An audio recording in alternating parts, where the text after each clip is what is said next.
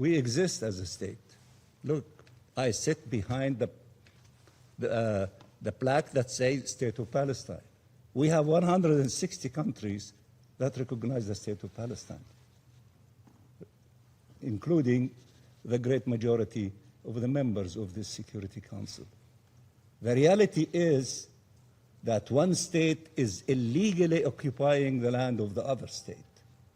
So therefore, we need the international community, the Security Council, to help the State of Palestine that lives under ruthless occupation, illegal occupation, using the words of the International Court of Justice, to help us to end this illegal occupation, as the International Court of Justice said, as rapidly as possible. Of course, we appreciate all efforts to make this occupation less vicious, if there is such thing as that, in the process and in the way and the path of ending this illegal occupation. That is the main objective, ending this illegal occupation, not to make it a nicer occupation.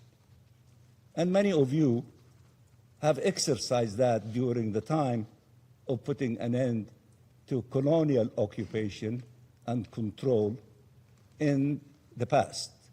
So I don't need to explain to you what you were struggling for in order to attain your freedom and liberation.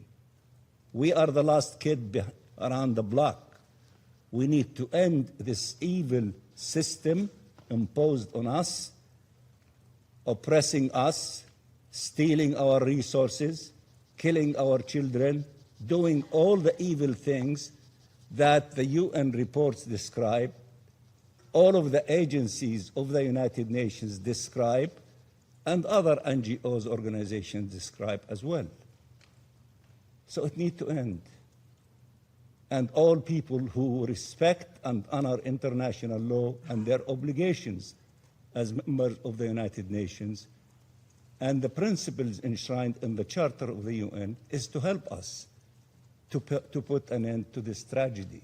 Madam President, while Palestinian terrorists seek to drive Israelis from their homes, some voices in this council speak as though Jews have no right to live in Judea and Samaria. That is not true. We are not occupier, we are not settler.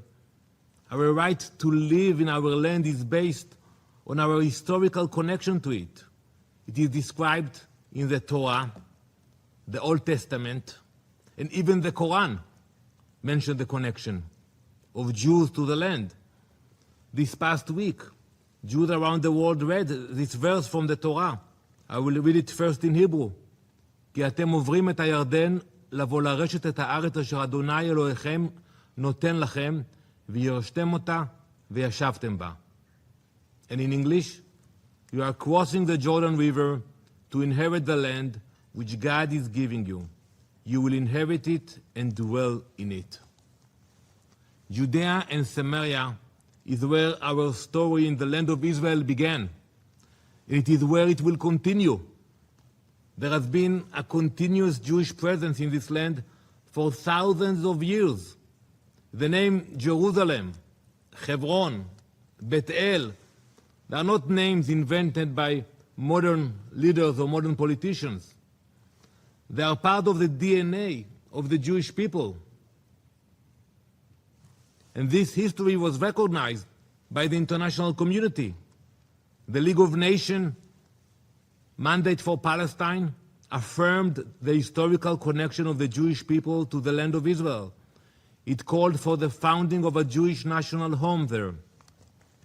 The international legal framework established after World War I confirmed that historical connection. That framework included Judea and Samaria. Our history is not a political slogan. It is part of our historical and international record. Madam President, I could lecture for hours about our biblical rights, our historical rights, our legal rights to Judea and Samaria.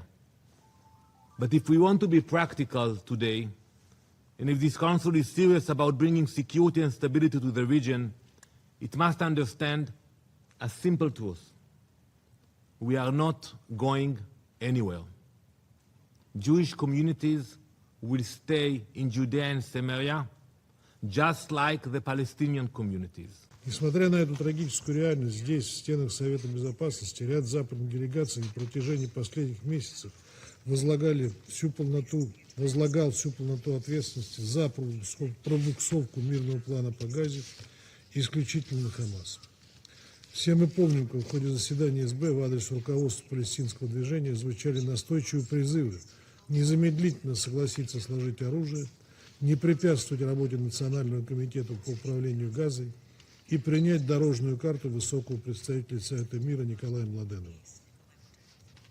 Хотелось бы надеяться, что такое же единство и решительность наши западные коллеги проявят и в отношении другой стороны конфликта с учетом публичного отказа Западного Иерусалима от дорожной карты и согласия Хамас на сделку. Госпожа председатель, неоднократно отмечали, что успех любой мирной инициативы по БВУ будет измеряться достижением главной цели – созданием единого, независимого и непрерывного государства Палестина на Сбрии и в Газе со столицей в Восточном Иерусалиме. Созданием государства, сосуществующим в мире безопасности с Израилем. As the United States has said many times, we strongly condemn violence by any party in the West Bank. The United States appreciates the Israeli government's condemnation of and the increased actions to counter violence in the West Bank. Israel has taken specific steps, such as increasing law enforcement actions, to boosting the IDF presence, and to allocating significant financial resources to counter violence. The United States will continue to work constructively to increase security, reduce tensions, and enhance stability that is beneficial for both Israelis and Palestinians alike. President Trump's 20-point plan to end the Gaza conflict makes clear that the PA must verifiably complete a slate of reforms.